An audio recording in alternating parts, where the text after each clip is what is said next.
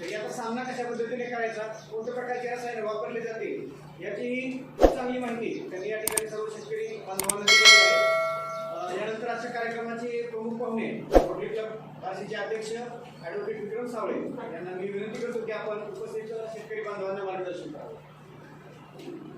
Madhuban form आणि nursery या ठिकाणी सीताफळ लागवड या विषयावर ज्यांचं व्याख्यान आपण बराच वेळ झालं ऐकत आहात किंवा कार्यशाळेसाठी आपण महाराष्ट्रातल्या बऱ्याच जिल्ह्यात या ठिकाणी उपस्थिती लावली. तर काही राज्यात नाही, कर्नाटक शेजारच्या राज्यातले काही लोक या ठिकाणी आले आहेत. सर्वप्रथम या ठिकाणी या कार्यशाळेमध्ये जे आमच्या महिला भगिनी यांची उपस्थिती 4 आहे, पण नवीन काहीतरी अवगत करण्यासाठी त्या ठिकाणी आल्यात. त्यांचं प्रथम मधुबन फार्म अँड नर्सरी तर्फे आपण जोरात टाळ्यांच्या खरोखर महिला सक्षमीकरणाचे दिवस चालू सुरू झाले असं म्हणायला काही हरकत नाही. नाण्यांच्या बाबतीमध्ये चालेल. आवाज ऐकतोय का? आज या ठिकाणी मधुबन फार्म आणि नर्सरी याचं प्रमुख व्यवस्थापन म्हणून जे काम पाहताय, थोडक्यात एक CEO आहेत आता आमचे, ज्यांनी आता आपलं कीड आणि व्यवस्थापनावर अत्यंत मौलिक असं मार्गदर्शन केलं, ते आमचे रवींद्र भैया कसपटे. बार्शी येथे परांड्याला एक दुसरी शाखा या ठिकाणी, ज्या ठिकाणी सीताफळाचं नवीन संशोधन केंद्र, या भारतातलं पहिलं संशोधन केंद्र उभं राहत आहे, त्याचं व्यवस्थापक म्हणून आमचे प्रवीण भैया कसपटे. आणि ज्यांना ऐकण्यासाठी, त्यांचं मार्गदर्शन घेण्यासाठी आपण महाराष्ट्रातल्या कानाकोपऱ्यामधून इथं आलेली ही सगळी मंडळी. नानांच्या एका प्रवासाविषयी मी बोलण्यासाठी या ठिकाणी उभा आहे. मला माहिती आहे की सीताफळ लागवड हा विषय तुमच्यासाठी महत्त्वाचा आहे. सीताफळ लागवड मशागत या विषयी आपल्याला मौलिक मार्गदर्शन या ठिकाणी मागाच्या 2 तासामध्ये मिळणार आहे. कुठेही काही तासामध्ये आपल्या प्रश्नोत्तरांची या ठिकाणी उत्तरं दिली जाणार आहे. परंतु कधी कधी तुमच्या मनाची सुद्धा मशागत या ठिकाणी करावी लागते. नानांनी त्यांच्या साध्या सोप्या ग्रामीण भाषेमध्ये आपल्याला अत्यंत काही चपलक शब्दप्रयोग या ठिकाणी केलं. कदाचित त्या शब्दांकडे सहजगत्या आपलं लक्ष वेधून गेलं नाही किंवा आपण त्याच्याकडे गांभीर्याने बघितलं नाही. नानांनी त्या ठिकाणी सांगितलं की विहिरीमध्ये जर आपण पडला तर त्या ठिकाणी आपल्याला काय करावं लागेल. त्यांचं उदाहरण सोपं होतं, पण त्याचा आशय फार मोठा होता. आपल्याला एक प्रसंग म्हणून सांगतो. जगामध्ये आपण अनेक उदाहरणं पाहतो, पुस्तकामध्ये आपण वाचण्याचा प्रयत्न करतो, पण एक चालतं बोलतं उदाहरण आपल्या समोर आज या ठिकाणी आहे. प्रसंग असा आहे, नानांच्या मातोश्रीचं निधन झालेलं आहे.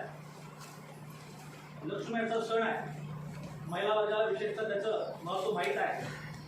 आणि त्या लक्ष्मीच्या सणाला वडिलांनी आणि नानांनी पूजा करायचं ठरवलं आहे.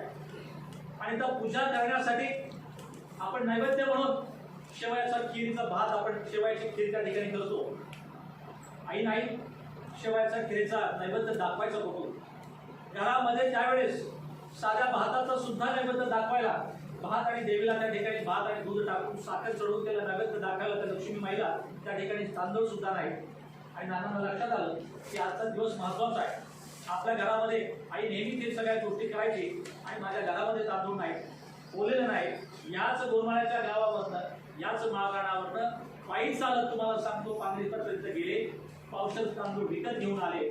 आणि तुम्हाला सांगतो महालक्ष्मीच्या त्या दिवशीच्या त्या आरतीला तो प्रसाद त्यांनी त्या ठिकाणी दिला.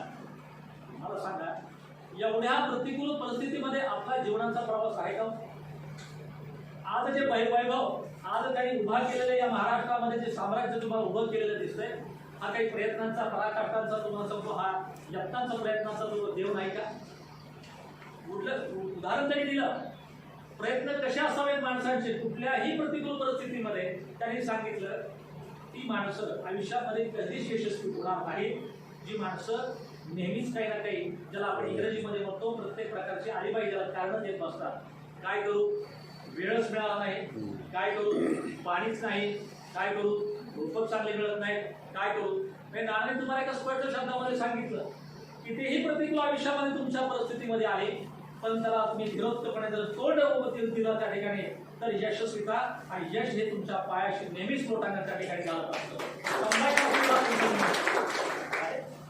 काय प्रवास असतो एखाद्या व्यक्तीचा तुम्हाला मला सांगतो. गेली 3 दशक सीताफळ सारख्या एका विषयावर एक ध्यास आणि एक प्रवास करत निघालेलं व्यक्तिमत्व आपल्याकडं सीताफळाचं संशोधन केंद्र फक्त महाराष्ट्रामध्ये आहे, कदाचित दुसरं राज्यातही असेल ना, अनेक राज्यामध्ये आहे. पण देशातल्या संशोधन केंद्रांनी मिळून जितके शोध सीताफळाच्या बाबतीमध्ये लावले नाहीत, तेवढे शोध नाना आणि त्यांच्या टीमने आणि सहकार्याने तुम्हाला सांगतो या मधुबन आणि फार्म अँड नर्सरीच्या माध्यमातून लावले गेले, हे लक्षात घेतलं पाहिजे. एवढं महाग काय काम, देश पातळीवरचं काम, ज्या सीताफळासारख्या दुर्लक्षित वातावरणाला या सरकारने कधी गांभीर्याने घेतलं नाही, आपणही कधी गांभीर्याने घेतलं नाही. पण नानांना त्याच्यामध्ये तुम्हाला मी सांगतो त्या नानांच्यातला असताना पारखी पाडण्याचे ओळखलं, गरज ओळखली की आपल्याकडे हा अवर्षणाचा भाग आहे, या शेतकऱ्यांची समस्या मोठी आहे आणि या समस्येवर उपाय म्हणून सीताफळासारखं एक वाण जर आपण आणलं, लोकांच्या हातामध्ये दिलं, तर यांच्याही घरामध्ये आर्थिक सामर्थ्य त्या ठिकाणी येईल. आणि म्हणून नानांनी या विषयावर प्रवास करावा सुद्धा.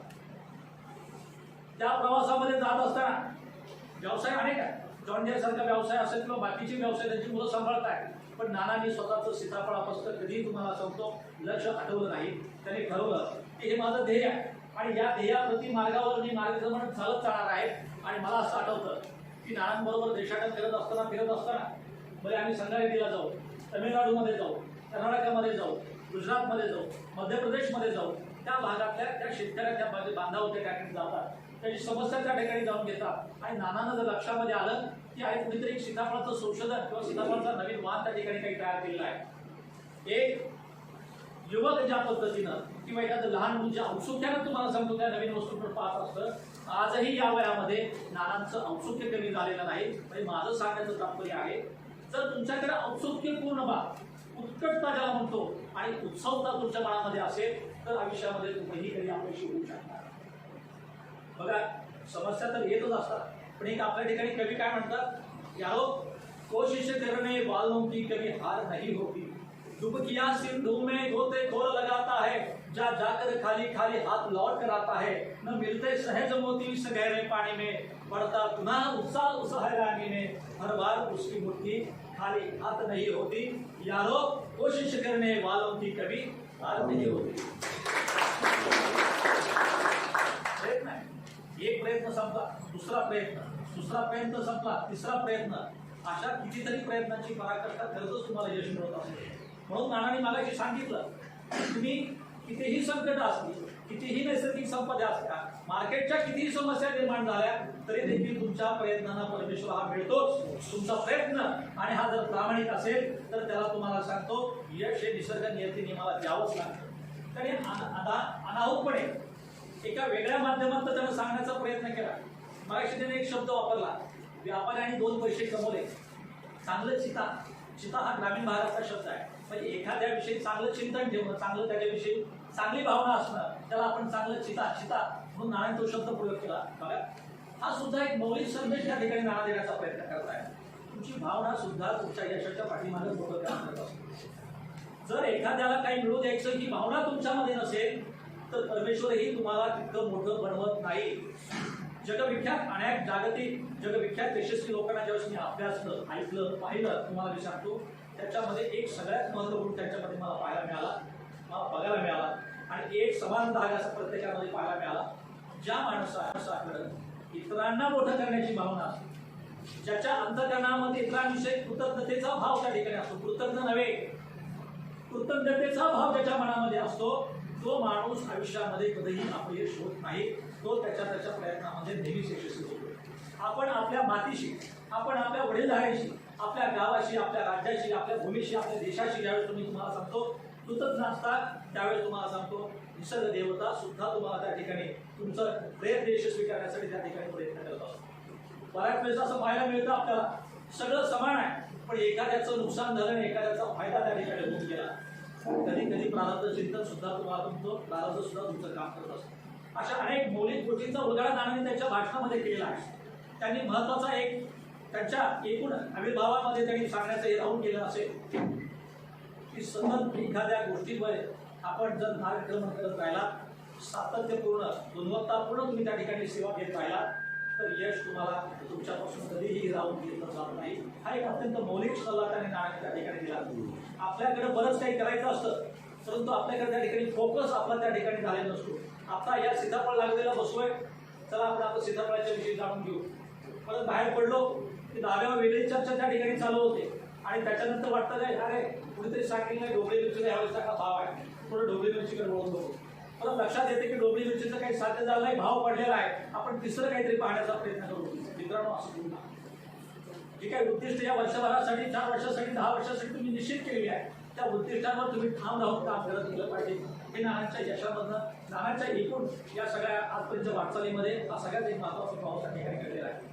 आपल्याला स्वतःला मार्केट सुद्धा करणं जमलं पाहिजे. नाना घडले ते असेच घडले नाही. कसपट हे नाव इतक्या सहजासहजी उपलब्ध आलं नाही आहे. गेल्या 30 वर्षामध्ये नानाने किती सेमिनार्स घेतले असतील, किती कार्यक्रम महाराष्ट्रातले अटेंड झाले, तर भारतामध्ये कार्यक्रम इथे अटेंड केले असतील.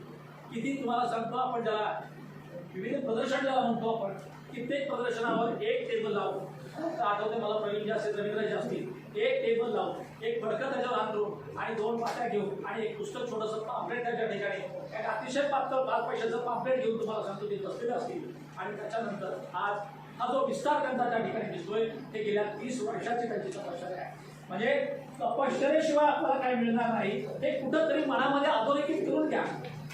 कुठं ही गोष्ट आपली विशेषतः नवीन जी मंडळी आलेली आहे, प्रतिभा आहे, क्षमता आहे, त्यांच्यामध्ये काहीतरी करून नवीन दाखवण्याची क्षमता आहे. परंतु तुम्हाला मी सांगतो, दिशाहीन युवक तुम्हाला मी सांगतो झाल्यामुळे बऱ्याच वेळेस हे शक्य होत नाही. आपण जर व्यवस्थित दिशा धरली, आपली संगती त्याप्रमाणे ठरली.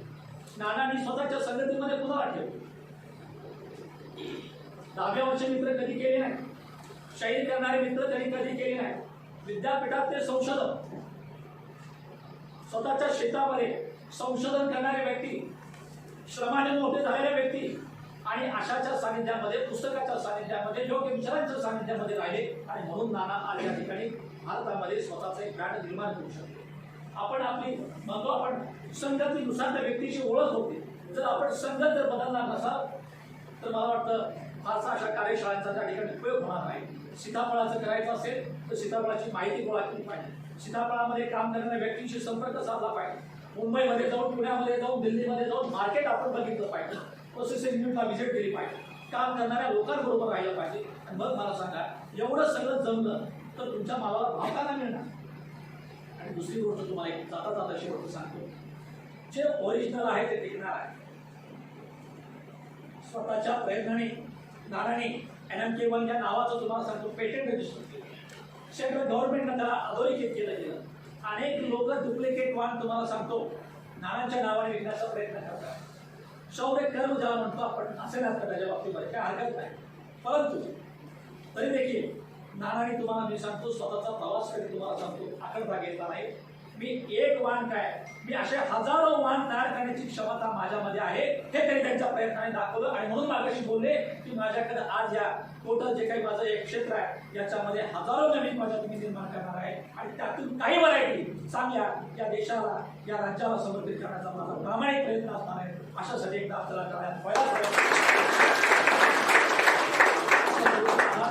या ठिकाणी एक कार्यशाळेचा आपण लाभ घेतला त्याबद्दल मनपूर्वक या ठिकाणी मी आपलं त्या ठिकाणी अभिनंदन करतो, आभार व्यक्त करतो. जय हिंद, जय भारत.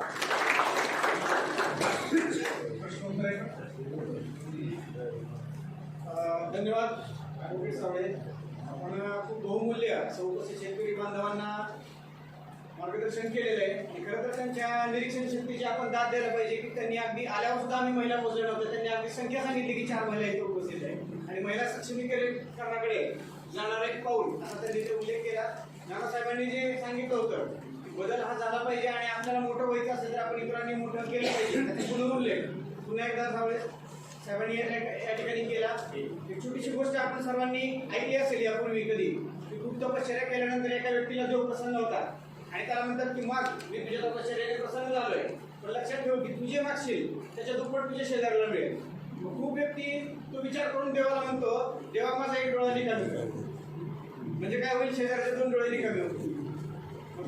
हा साहेबांनी सुद्धा आणि सावळे साहेबांनी सुद्धा एक संदेश दिला की आपण माझ्या हितामुळे इतरांचं हित होईल असं विचार न करता, तो मोठा झाला तर मी मोठा होईल असा विचार करून आपण पुढची पावलं टाकली पाहिजेत, बदल स्वीकारला पाहिजेत.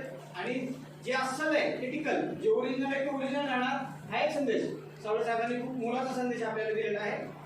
यानंतर ज्या शेतकऱ्यांना काही प्रश्न विचारायचे आहेत आपल्या काही शंका आहेत सीताफळाबद्दल, उत्पादनाबद्दल, जसं ही कार्यशाळा पाहिली त्याच्यानंतर आपल्या मनामध्ये अनेक प्रश्न निर्माण झाले असतील. तर सर्वांना आता संधी आहे की आपापले प्रश्न आपण मान्यवरांना विचारू शकता, ते आपल्या पद्धतीने त्याची उत्तर देतील. हा, पण एकेकाने हात करा आणि उभं राहून विचारा. काय होते आतापर्यंत जे आपल्या चर्चा झाली आहे हे आमच्यातर्फे झाले.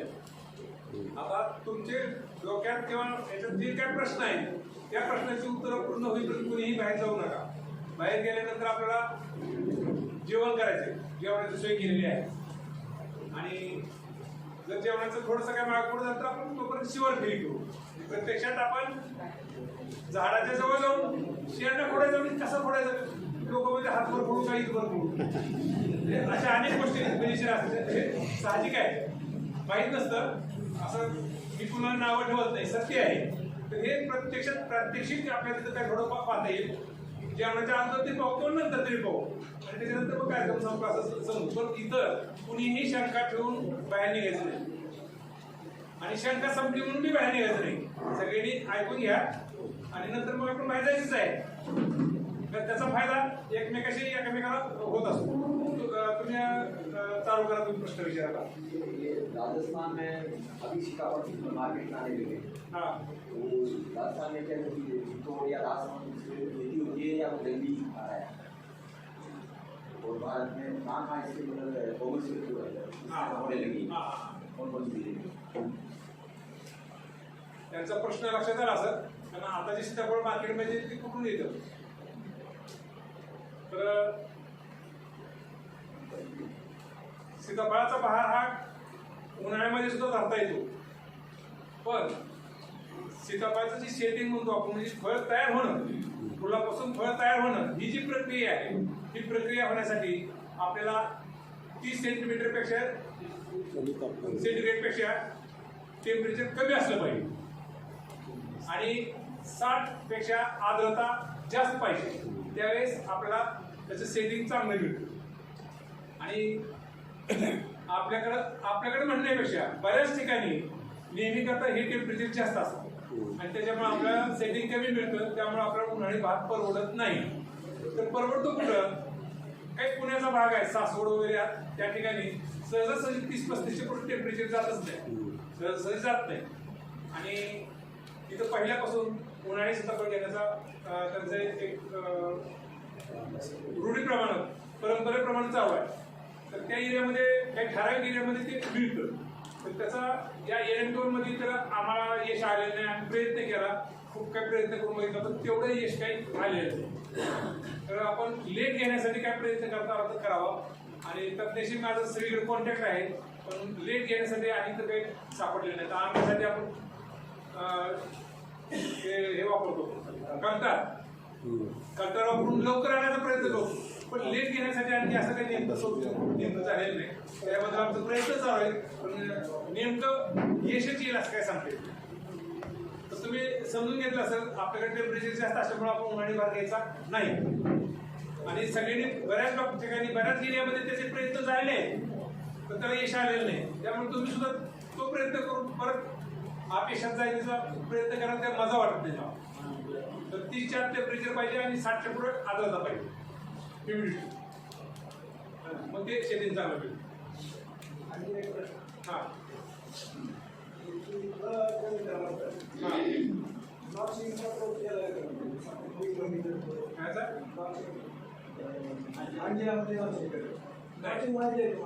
नाही द्राक्ष बागायचं होय द्राक्ष काय तसं काही केला पण असं स्पेशल काय असतं आम्हाला रिझल्ट आलेलं नाही. कारण तिथं आमचं चुकलं असेल नाही मी म्हणत नाही आपल्याला चांगलं आहे जगायचा त्याच्यात काय फरक नाही. असं स्पेशल काय फरक सुनावं नाही. आता ते बोरामध्ये जास्त मोठ्या प्रमाणात केलं. द्राक्षाचं बंद झालं कारण द्राक्षात माझं फार उच्चांक आहे, माहिती असं तुम्हाला. द्राक्ष संपल्यानंतर नियत आणून द्राक्षाचं नियत खरीकडे वापरले मी. सर्वाधिक द्राक्ष निर्यातीचा बहुमान मला बऱ्याच वेळा मिळाला आणि मला बाहेर लंडनला पण पाठवलं. एकमेव महाराष्ट्रात माझी एकट्याची निवड करून लंडनला पण पाठवलं. युरोगॅप सर्टिफिकेशन माझं 3-4 जिल्ह्यात पहिलं माझं एकटेच आहे युरोगॅप सर्टिफिकेशन. आम्ही प्रयत्न केला पण त्यात काय तेवढं यश आलं नाही. आणखी काही पाहायला पाहिजे कुठल्या स्टेजमध्ये केलेले जे उपचार आहेत काय तेवढे प्रयत्न आमचे झाले नसतील कारण तुम्ही करायला काय हरकत नाही. तुम्हाला कसं आवड दिसते तुम्ही त्यात प्रश्न विचारला तर तुम्ही आवश्यक प्रयत्न करा त्याचा आणि काय थोडं रिसर्च करायचं आम्ही पाहायला येऊ आपण चर्चा करू. कारण सगळंच मी करावं असं नाही सगळंच माझ्याच्यात घडेल असंही नाही. तुम्ही सुद्धा प्रयोग करायला शिका हे म्हणले असं करा तुम्ही काही. आळी का पडते आग पिकल्यावर आळी पडते आळीचा प्रश्न मी मागशी सांगितलं ते लायसन्स सांगितले पण तुमच्या ते डोक्यात नाही आलं. कारण आळी हा शब्द वापरला नाही त्याने काय वापरलं फळमाशी. म्हणजे कसं असतं हे आपलं अज्ञान आहे आणि हे असू शकतं कोणाचाही त्याचा विषय नाही. तर त्या विषयावर मला जास्त बोलायचं होतं मागाशी अर्धवट झाले जास्त बोलायचं होतं तरी असं काही गोष्टी आमच्या गुण राहून जाते त्या वोगा. तर आळीसाठी आम्ही पुस्तकामध्ये खूप खूप सविस्तर दिलेलं आहे. तुम्ही तेच टाळता हो नेमकं जे महत्वाचं आहे ते टाळू नका. पुस्तक घ्यायचं टाळू नका ज्या त्या काळात ते आता लक्षात राहणार नाही सगळं. त्यांनी पुस्तक वाचलं असतं ते आळीबद्दलचं तर त्याला फळमाशीचा अर्थ बी कळाला असता आणि हे बी झालं असतं. त्यांची एक टन माल एक जणांचा गेला वाया गेला म्हणला आणि ती एक टन नवर हजारो टन त्यांनी घालवला. नीट लक्षात घ्या हजारो टन घालवला म्हणजे इकडं विक्रीवर परिणाम झाला ग्राहक तुटलं सगळं त्याच्यामुळं तो माल मार्केटमध्ये त्यांचा किंवा इतराचा गेला आणि त्यामुळे ग्राहकाला माहिती झालं हे जे सीताफळ दिसतंय हे ओळख येते ना इतरापेक्षा वेगळं राहते हे सीताफळ आळी सापडते. ग्राहक घेत नाही ही बरोबर आहे माझ्या सीताफळ अजिबात आळी मिळणार नाही पण ग्राहकाचा विश्वास बसत नाही ती घेत नाही. तर त्याची फवारणी त्याला फळमाशी म्हटलं जातं. फ्रूट फ्लाय इंग्लिशमध्ये म्हटलं जातं आणि हे एकदम गावरान आळी असं 2-3 प्रकरणातून ओळखलं जातं. शेवटी एकच आहे तर समजून घ्या. आता त्यांच्या पण लक्षात राहील या शब्द पुन्हा ऐकला की हा ही आळीसाठी बोलतील बरं का ह्या शब्दात त्यांच्याही लक्षात राहील. तर त्यांनी मगाशी सांगितले नोकरी करता म्हणले नगर जिल्ह्यात आणि एवढं फळ असताना फवारलं काही उपयोग झालेला नाही. तर हे फवारण्याची स्टेज एक 8 दिवसानंतर 8-10 दिवसानंतर आपलं बागेत एक फळ काढण्यासाठी तयार होते असा अंदाज आपल्याला येतो ना सगळ्यांना लक्षात येतं की आता ते स्टेजेस बी दाखवले आपण. तर त्या दिवसापासून प्रत्येक 8 दिवसाला नॉन एक वेळेस नॉन झाले पुन्हा फ्लोरोपायरिफॉस असा 8 रुपये घ्या. 1000 रुपयाचं औषध लागतं फक्त फवारणीचा खर्च वेगळा. 1000च्या औषधामध्ये एकही तुम्हाला आळी सापडणार नाही. 1 एकरमध्ये एकही आळी सापडणार नाही 100% गॅरंटेड. गेल्या वर्षी इतकं वाईट झालं की प्रमाणाच्या बाहेर लोकांनी आम्हाला आता तोंडावर थोकायचं राहिलं असली व्हरायटी काढली म्हणजे. अरे त्याला तुम्ही नीट विचार करा. पेरूमध्ये आहे टमाट्यामध्ये आळी आहे वांग्यामध्ये आळी आहे आंब्यामध्ये आळी आहे कशात आळी नाही हो तर त्याच्यावर कंट्रोल करायचं आपलं काम. बरं आम्ही दिले की आम्ही आमचा माणूस पॉम्पलेट तयार केल्या त्याचा जीवनक्रम कसा असतो काय फवारावं कधी फवारावं कसं फवारावं किती प्रमाणात फवारावं हे सगळं तयार केलं. मुंबई मार्केटमध्ये जेवढे आडतील त्यांना दिलं पुणे मार्केटमध्ये जेवढे आडतील त्यांना दिलं आणि त्यांना सांगितलं जे जे शब्द तुमच्याकडे सीताफळ मिळत त्याच्या पट्टीला टाचणी लावून द्या. एवढं आम्ही केलं. मी ह्याच्यापेक्षा काय करावं खरं सांगा तुम्ही प्रामाणिक मी सांगतोय आणि तुम्हाला ह्याचा कुणाला तरी एकदम मिळालेली असेल. कुणाला हे कसं आहे शक्यतो ही तुम्ही जी माणसं आहात ते नवीन आहे त्या लाटमधली नाही तो लॉटच वेगळा होता. पूर्वीची त्यांची लागवड होती आणि त्यांच्या मार्केटमध्ये आलं होतं तर त्यांनी पुस्तक वाचलं नाही आणि डायरेक्ट आपलं कसं असतं वरचं येणे देऊन लावले आणि खालचं काय उत्पन्न 5-6 मग ते सगळं सोडले. ही आपली प्रवृत्ती आहे शेतकरी. असं करू नका. तुम्ही मन लावून पुस्तक वाचा. शेतकऱ्याचे ते आपले 13 मॅनेजर आहेत आणि त्या मॅनेजरचं कौतुक करावं कमी आहे. रात्रंदिवस ते फोन तुमचा घेतात आणि तुम्हाला पाहिजे अशी उत्तरं देतात. एखाद्या वेळेस जर काही अडचणीत असेल तर तुम्ही ते समजून घ्या. पुढच्या वेळेस दुसऱ्याला फोन करा आणि त्याला थोडं थांबून फोन करा. ते तुम्हाला तुमचं समर्थन होईपर्यंत उत्तर देतात पण तुम्ही ते करत नाही आणि फक्त त्या व्हरायटीला नावं ठेवता व्हरायटी काढणाऱ्याला नावं ठेवता. तुम्ही म्हणजे एखादा माणूस असतो हा असं काही सगळे नसतात. तर ते गटारामध्ये सीताफळ वाचलेले सुद्धा फोटो दाखवले. अरे बरोबर आहे सगळं तुमची सगळीच किडकी वांगी असतील, मोठे मोठे आळे असते, सगळे बोकं पडले दिसत नाही, कोण घेणार आहे सांगा तुम्ही? आता सीताफळाला फक्त बाहेरून बोकं दिसत नाही, म्हणजे बाहेरून आळे कमी समजत नाही, फोडायला चालत दिसते, एवढाच फरक आहे. पण आहे सगळ्याला कंट्रोल करायचं, सगळेच खातोय आपण, सगळे खातोय आपण त्याचं, फक्त कंट्रोल करून खातोय. ह्यालाही कंट्रोल आहे ना. 1000 औषध लागतं मी सांगितलं एका वर्षाला, एका एकरासाठी 1000 औषध लागतं. फवारण्याचा खर्च वेगळा असेल, पण एकही त्याच्यामध्ये आळी येणार नाही म्हणजे येणार नाही. आमचं एवढं क्षेत्र आहे, आमच्याकडे आळी मिळणार. आणि आम्ही काही लोकांची प्रवृत्ती असते झाकून ठेवायचं, पण झाकून ठेवायचं असतं तर असं अभ्यासावर आपण घेतलाच नसतं. बोला की आळीच्या संदर्भात असतं. आळीसाठी आम्ही लाईट ट्रॅप म्हणजे आपले तेल डबे त्याला येलो कलरचं कलर देऊन आम्ही त्याला जे आपल्या लग्नामध्ये लाईट्स असतात 1000 वॅटच्या ट्यूब त्याचा प्रयोग केला तर सक्सेस आहे. म्हणजे साईड इफेक्ट काय आहेत त्याचे? नाही, साईड इफेक्ट काय होणार नाही नाही, याला काही होणार नाही साईड इफेक्ट. आणखी एक प्रश्न होता. आता जर सध्या तुमच्याकडे काय तसं संशोधन असेल तुम्ही करू शकता, मी तसं नाही म्हणणार नाही. ट्रॅप सुद्धा लावू शकता, म्हणजे जास्त ट्रॅप लावावं क्वचित कुठेतरी एका दिवशी आई निघू शकते, कारण बाहेर त्या आईच्या बिलात झाला असेल. नरमाशा फक्त त्यात येते का ना, पण नरमाशीचा त्यांचं बाहेर बिलात झाला असेल आणि आधी माशी त्यात आधी घातली तर काय करतो. तसं फवारल्यानंतर काय होतं, तुम्ही चौकट फवारले असतात आणि ती बनणार किंवा येणारच नाही मध्ये, त्यामुळे तुम्हाला 100% रिझल्ट मिळेल. सध्या फळगळ होते साईडमध्ये. फळगळाचं कारण मी मग कारण इथं चालू आहे, मी डबल सांगत मला आता काय करायचं. करंट वागायची सवय नाही आपल्याला, वेळेवर वागायची सवय नाही. बोला सर, नोवान हे 100% बंद झाले, त्याला दुसरं ऑप्शन आहे का काही? आता फ्लोरो तर आहे आणि काय दुसरं आहे मोनोक्रोटोफॉस एक आहे. आता मध्ये बंद होतं, आता आम्ही घाले.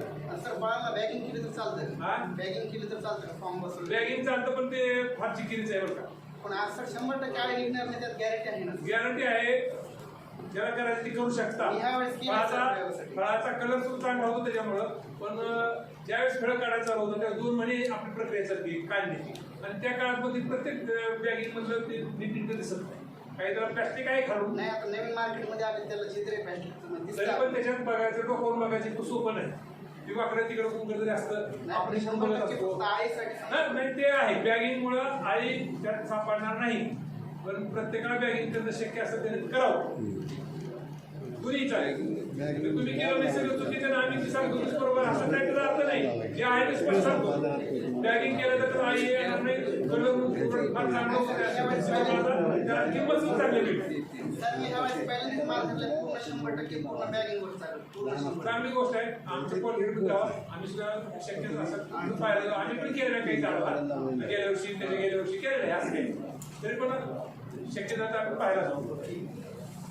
जो कोण प्रयोग करतो काय वेगळं वाटतं त्याला आम्हाला थोडंसं फोनवर कल्पना द्यावी, आम्ही पाहायला येऊ. कारण माझं ज्ञान म्हणजे माझ्याजवळचं सगळं आहे असं नसतं, बाहेरचं सुद्धा काही मला गोळा करावं होतं. आणि आमची तशी तयारी आहे. तेच ह्यांनी एक प्रश्न विचारला, त्यांच्याकडे काही ऐकायला त्यांनी विचारला, त्यांचं हे सगळं माझ्याकडे कलेक्शन जर आलं जेव्हा, कारण मी सीताफळवाला आहे, सीताफळात काहीतरी मी केलंय, म्हणून मला सगळं याचं कलेक्शन झालं. त्यांचा अनुभव, त्यांचं काही वेगवेगळे काही निदर्शन हे माझ्याकडे कलेक्शन झालं, त्यामुळे मी तुमच्याकडे बोलू शकतो. तर हे जे आपण आता फ्रूट फ्लाय म्हणतो, फळमाशी, ही इतर ह्याच्यावर पण ती जगत असते. ही 12 महिने आपल्या बागेत असते, आसपास असते, कुंपणावर असते, पडीक जागेत असते. जंगली काही फळं असतात, त्या जंगली फळावर सुद्धा ते अंडी घालते, तिथून ती पीठ तयार होते. आणि त्याचं असे एक निसर्गाने त्याला शक्ती दिलेली आहे की जमिनीमध्ये पडते, कोशावस्थेत जाते आणि उन्हाळ्यावर सुद्धा राहते. आणि त्याच्यानंतर मग ते वातावरण झालं की ती वर येते, मग पुन्हा त्याची ती माशी तयार होते, ती बाहेर पडते, त्याचा जीवनक्रम चालू होतो. त्याच्यामुळं फळमाशी नाही असं सांगू नका, किंवा आपण फवारणी सगळं संपलं असं होत नाही. काय कोणाच्या काही शंका असेल फळधारणेच्या कालावधीत पाणी किती द्यावं, म्हणजे फळधारणेचा आणि पाणी व्यवस्थापनाचा काही संबंध आहे. आणि म्हणजे कुठल्याही मार्गदर्शन सूत्रामध्ये जर विचारला हा प्रश्न तर सांगितलं की कमी पाणी द्या. कमी पाणी द्या म्हणजे नेमकं किती द्यावं? साधारण सामान्य मुद्दलाची जमीन आहे, म्हणजे खूप भारी नाही किंवा हलकी नाही, अशा जमिनीमध्ये पाऊस नाही आणि आपला सेटिंग चालू आहे किंवा फ्लॉवरिंग मध्ये आपली बाग आहे, या कालावधीमध्ये किती दिवसाला साधारण पाणी द्यावं? तुमच्याकडे काय ड्रीप आहे का? हा ड्रीप आहे. आणि ड्रिपर किती असावी? 4-5 वर्षाच्या झाडाला ड्रिपर किती असावी त्या संदर्भात तुम्हाला? आता हा प्रश्न चांगला आहे. आपण दोन झाडामधलं अंतर किती सांगितले? 8 फूट, जास्तीत जास्त 8 फूट आहे आणि तुम्ही 7 फूट आहे. आणि काय मोठा अर्धा फूट कोणी लावला असलं कमी जास्त असू दे. तर माझं स्पष्ट मत आहे, जी ड्रिपरची लाईन आहे ती इन लाईन असावी आणि 40 सेंटीमीटरवर एक ड्रिपर त्याचा आहे. त्याच्यामध्ये वेगवेगळ्या अंतराचं मिळतं. कमी डिस्चार्जचं तासाला 2.5 लिटर पाणी मिळणारं 40 सेंटीमीटरवर ड्रिपर हा इन लाईन मिळतो. ती ड्रिप वापरावं, कारण सगळ्यामुळे आहे. तुम्ही नीट लक्षात घ्या, 6 वर्षाच्या पुढच्या बागेच्या 16 फुटाच्या अंतरात जरी आपण थोडंसं पाण्याचं प्रेशर या दिवसामध्ये, आताच्या दिवसामध्ये पाण्याच्या प्रेशरनं तुम्ही माती बाजूला काढा, सगळं कपडा अंतरल्यासारखे मुळे दिसतील. कपडा अंतरल्यासारखे मुळे दिसतील तुम्हाला, इतक्या मुळे असतात. त्यामुळं तुम्ही 2 किंवा 3 लॅटरल वापरा. एका लाईनसाठी, एका ओळीसाठी 3 लॅटरल वापरा. आणि मी सांगतो ह्या पद्धतीच्या 40 सेंटीमीटरवर म्हणजे सलग पूर्ण पट्टा भिजला पाहिजे. सलग पूर्ण पट्टा भिजला पाहिजे. अशा पद्धतीने एक वडाच्या जवळ ठेवा, 2-2.5-3 फुटावर, 3 फुटावर जमलं. एवढं रान कव्हर केलं, एवढ्या रानातलं जमिनीतलं अन्नद्रव्य कारण चांगल्या पद्धतीने घेता येतो. आणि पाणी किती द्यावं शब्दाने सांगायची गोष्ट. तुम्ही दिवसातून पाणी किती प्यावं सांगू शकता तुम्ही?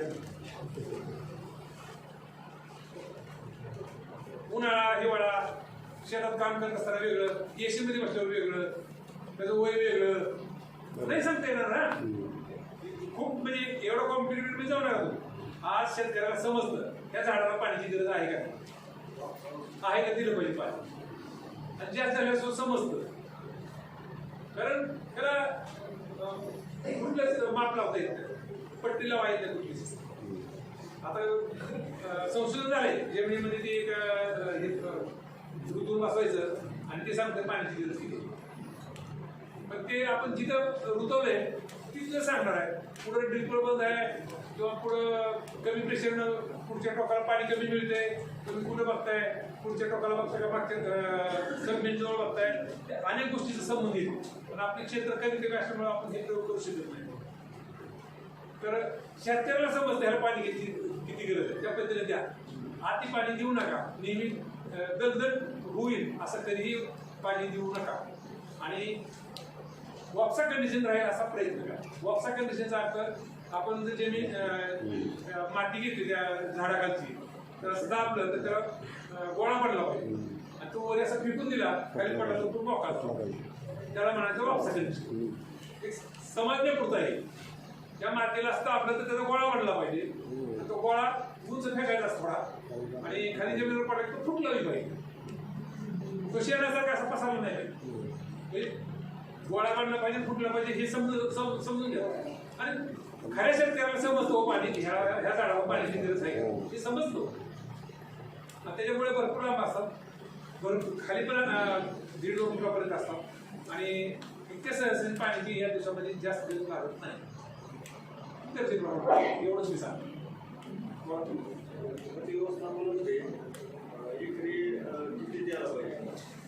उशिरा आम्ही नाही आता डबल बोलू शकतो. पुस्तक या पुस्तकात दिले तर हे डबल बोलताना ह्या सगळ्याला बोर होते. बोला.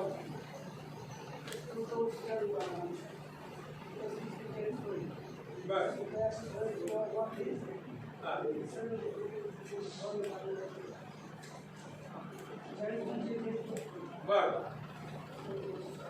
चौथ्या वर्षी 40-45 फळं आहेत, बरोबर आहे. जास्त पण नाही ती आणि फार कमी तर अजिबातच नाही ती. तर त्याला वाटत की फळ त्याला फवारणी काय करायची तर असं काही नसतंय. वाकडी तिकडे फळ वाढायचे कारण काय असतं, त्याचं पॉलिनेशन जे असतं म्हणतो आपण, ते पॉलिनेशन झालेलं नसतं. जिथं पॉलिनेशन होत नाही तिथं बी तयार होत नाही आणि जिथं बी तयार होत नाही तिथं जीए तयार होत नाही आणि जीए तयार होत नाही तिथला भाग डेव्हलप होत नाही, म्हणजे तिथं खड्डा होतो. ही शास्त्रीय कारण आहे, नीट लक्षात घ्या. जिथं पॉलिनेशन होत नाही तिथं बी तयार होत नाही, जिथं बी तयार होत नाही तिथं जीए तयार होत नाही, जिथं जीए तयार होत नाही तिथला भाग विकसित होतो, कोणते खड्डे पडतात. त्या बाजूला तुम्हाला बी कमीच. तर ते पॉलिनेशन चांगलं व्हायला पाहिजे, ते वातावरणाचा संबंध आहे. मग आता हँड पॉलिनेशन वगैरे निघाले पण ती तुम्ही करायचं शक्य नाही. ते शक्य म्हणजे त्या गोष्टी कशा आहेत, तुम्ही 20 फूट उडी मारा, मी तुम्हाला 10 किलो सोडून देतो. तुम्ही 20 फूट उडी काय मारत नसता मला काय द्यायचं. तसा प्रकारचं ते हँड पॉलिनेशनचा. कारण सकाळी 6 ते 9 ते हँड पॉलिनेशन केलं पाहिजे. आणि 7 ते 9 मध्ये 2 झाडं तरी केली जातात एका माणसाला.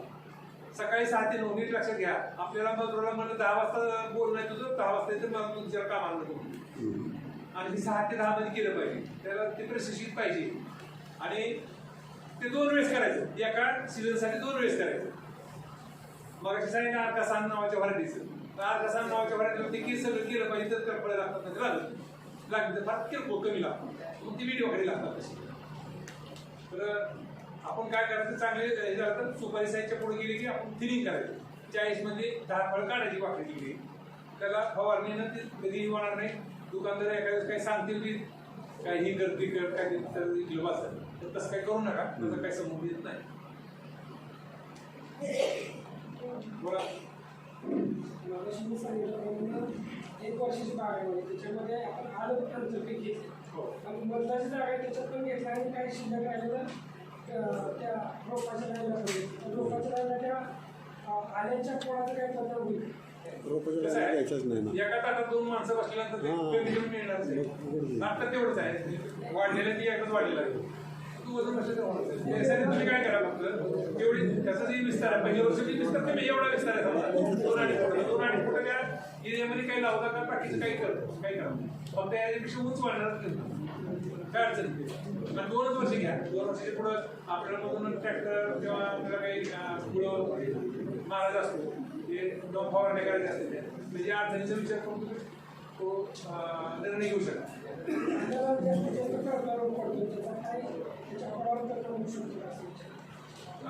करपा म्हणजे काय बरं का, जास्त आर्द्रता झाल्यानंतर करपा येईल.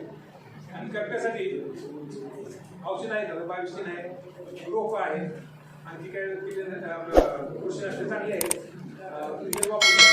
पण ज्यावेळेस आर्द्रता कमी हवी त्याचा ऑटोमॅटिकली ते धावतं. आणि ज्यावेळेस आर्द्रता असताना स्प्रे घेतलं तरी तुम्हाला चांगले रिझल्ट मिळतील. जेमिनी असतं, जेमिनी जर तुम्ही माती तपासणीला दिलं तर ती माती तपासणीच्या अहवालामध्ये तुमच्याकडे बरोबर आहे, पण ते उपलब्ध स्वरूपात नसतं. ठिकाणी आपण पाहू शकतो प्रशिक्षणच्या ठिकाणी आपण आलेलो आहोत. या ठिकाणी पूर्ण शेतकरी बांधवांना मार्गदर्शन आहे. ही लोक इथं छाटते इथं 50 काढे घेईल काय म्हणजे